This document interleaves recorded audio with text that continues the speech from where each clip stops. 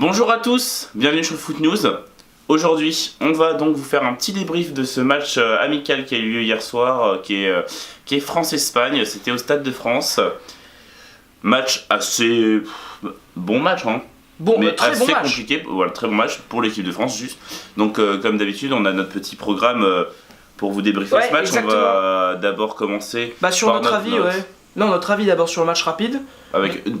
Avec une note sur le match. Oui, bien sûr, moi j'ai kiffé ce match-là, j'ai bien aimé le regarder, c'était quelque chose de très beau. Match compliqué pour les Bleus, qui ont beaucoup souffert, qui ont été dépassés par les Espagnols.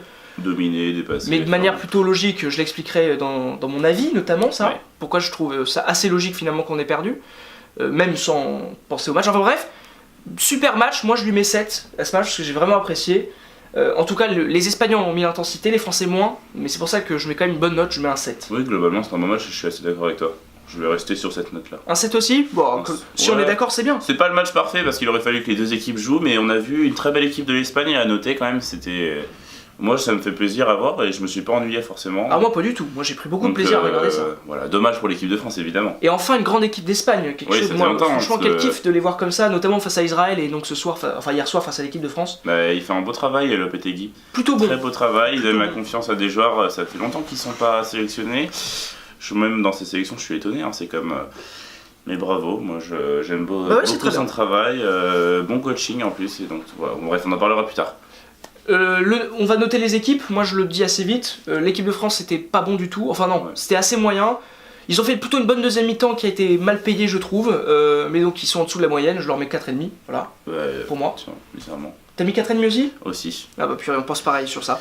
C'est Et vrai. moi Espagne, super match, dans l'intensité. Après moi ce qui me gêne un peu c'est qu'en première mi-temps ils sont vraiment supérieurs à nous et ils marquent pas. Ils marquent pas, c'est vrai. Ça, on c'est un voit, c'est problème. quand même dès qu'il fait un changement et que ça marque, ça passe. Et là, ils auraient dû, franchement, on aurait pu en prendre. Si on était mené 2-0 à la mi-temps, ça aurait été tout à fait logique, alors que 2-0 après la deuxième mi-temps, ça allait un peu moins déjà, je trouve. Ah oui, surtout qu'il marque à la combienième 65.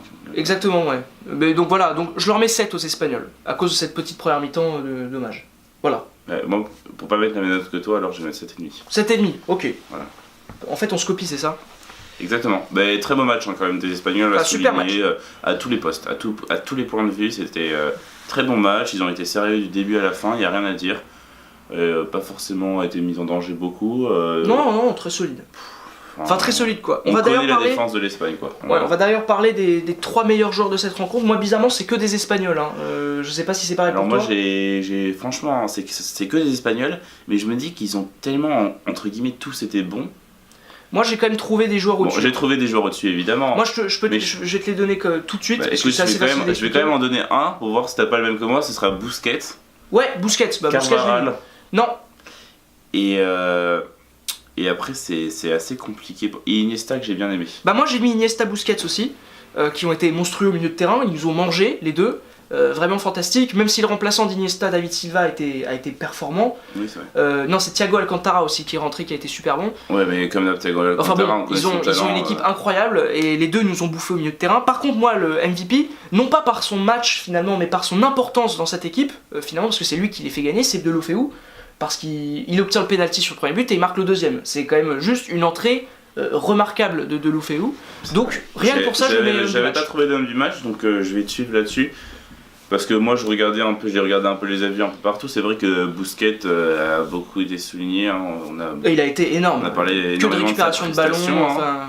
qui est pas à l'image de sa saison quand même. Il faut le dire. Bah ouais, mais il arrive comme tous les joueurs à peu près normalement constitués en Espagne. C'est maintenant qu'ils sont en forme. C'est quand les quarts de finale de Ligue des Champions arrivent. Bravo à lui. Et puis, c'est vrai que pourquoi pas Deulofeu en tant que homme du match. C'est vrai que ça lui fera du bien pour la confiance et.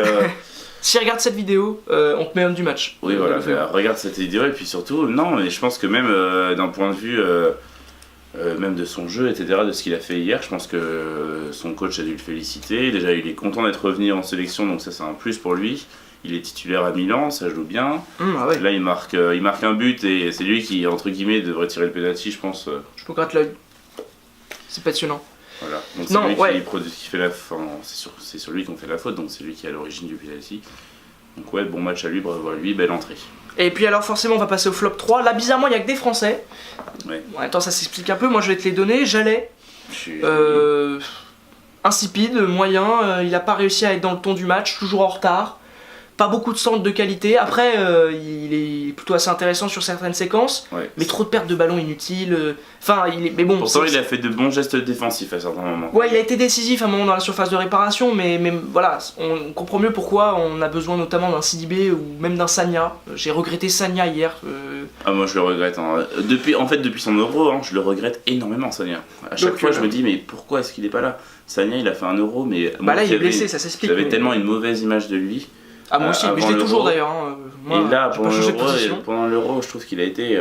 Moi, je me rappelle, moi, ce que je regrette le plus, quand même, parce qu'il faut quand même lui dire qu'on est derrière lui, c'est Debuchy qu'on voit plus, qui est blessé. Bah, Debuchy, ouais, c'est vraiment. Lui, pour le coup, c'est un vrai gâchis. Il faut vraiment le soutenir, fort. parce que Arsène Wenger, là, il l'a détruit.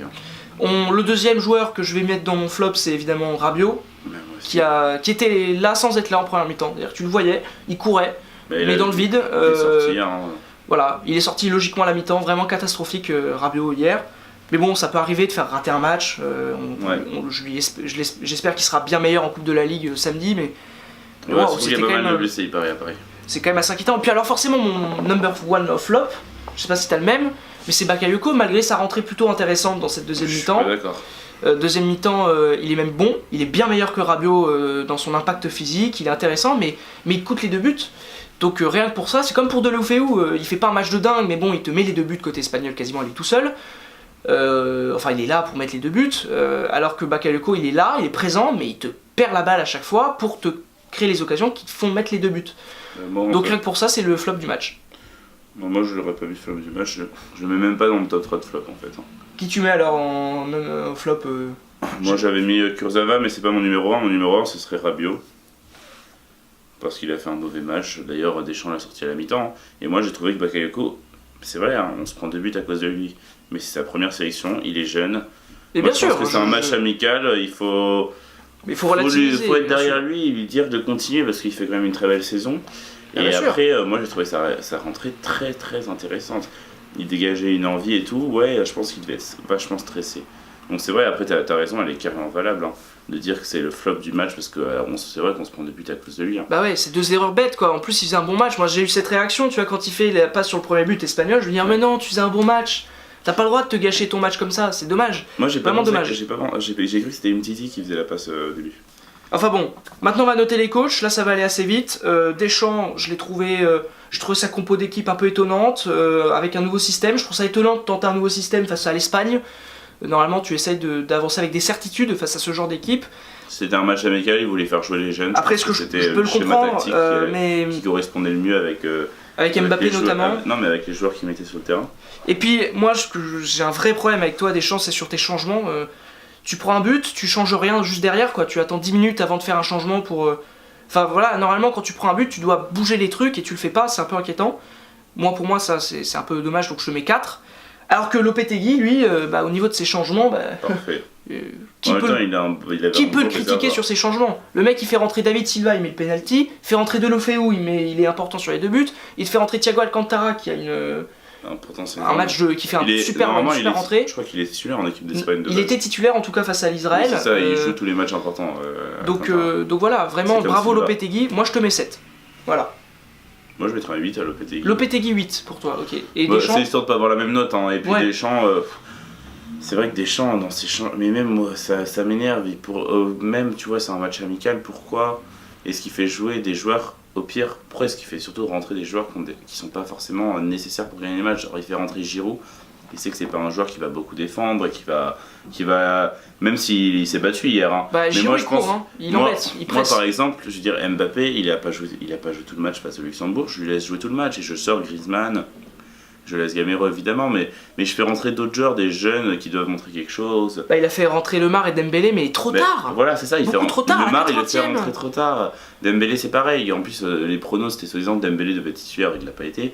Mais même moi. Il aime bien brouiller les pistes comme ça, Deschamps. Mais c'est vrai que Deschamps, moi, c'est un match amical, donc c'est vrai qu'on s'en moque un peu, mais quand même, il faut montrer un peu de sérieux là-dedans et voilà, donc Deschamps 4, 4,5, voilà, une note pas bonne quoi. 3, l'ensemble. mais bon. Ouais.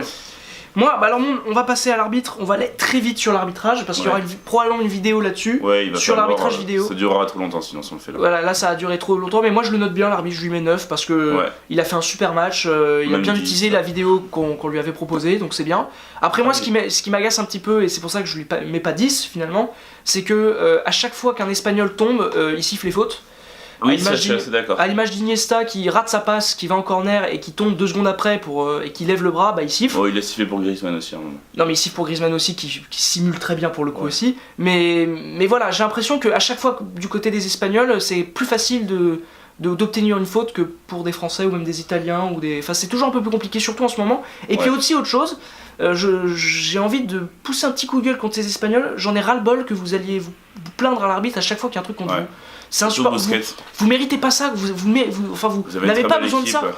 Moi ça m'angoisse en fait. À chaque fois. Voilà, les Busquets, c'est Iniesta même qui l'a fait. Enfin. Il n'y a pas que les Espagnols, c'est surtout les équipes espagnoles. Voilà, c'est assez angoissant en fait. Vous avez pas besoin de ça franchement pour gagner les matchs. Donc arrêtez s'il vous plaît. Ça nous embête. Nous, supporters de foot normalement constitués. C'est vrai que je l'ai pas énormément remarqué hier, mais c'est un truc de base quand je vois les matchs, que ce soit... Ouais, du Barça, du Real, même l'Atlético que j'adore, mais même l'Atlético ça vient pleurer à chaque fois quoi.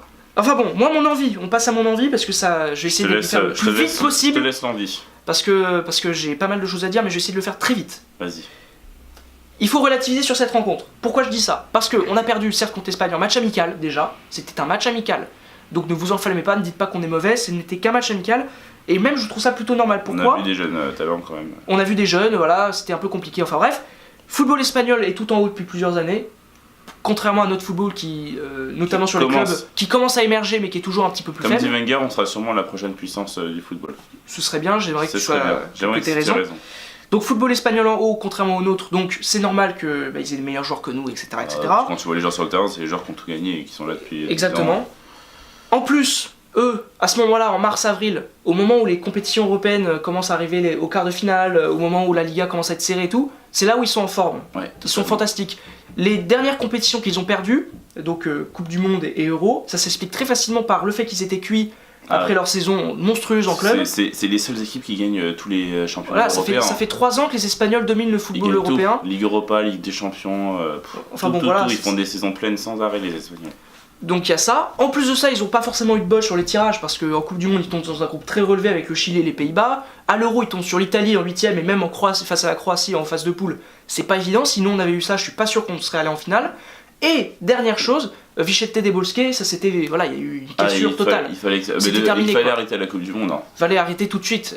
Et Lopetegui, heureusement que t'es arrivé parce que Vicente Del Bosque, c'est con parce qu'en plus Del Bosque, il aurait pu terminer sur de belles choses. Il aurait pu terminer sur une bonne note. Il y a eu une fatigue mentale totale après 3 titres gagnés quand même de suite. Faut pas l'oublier, ils ont gagné 3 titres de suite. C'est énorme. C'est monstrueux. Donc en fait, ça s'explique. En plus de ça, donc ils sont en forme.